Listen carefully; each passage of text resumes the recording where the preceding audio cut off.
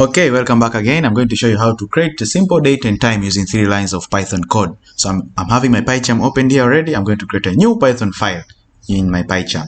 So I'll go straight to File, then New, then Python file.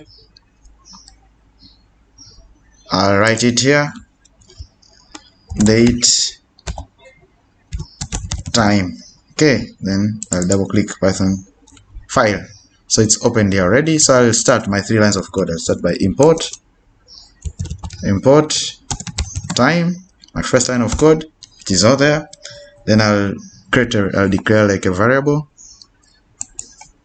enter.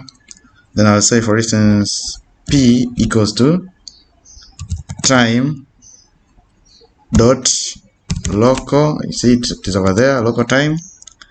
So that's the second line of code. Then the third line of code, print. I'm now printing the time now. So I'll keep into brackets. I'll use the time structure, time, which produces 24 characters, time dot asc structure time, which is over there. Bingo. Then because I have my variable there inside, I'll call it now p.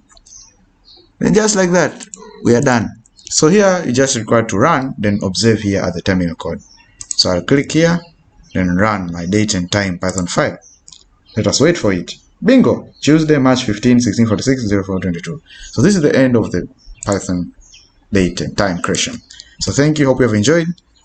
Make sure you share the video. If there's any question, drop a comment. Thank you a lot.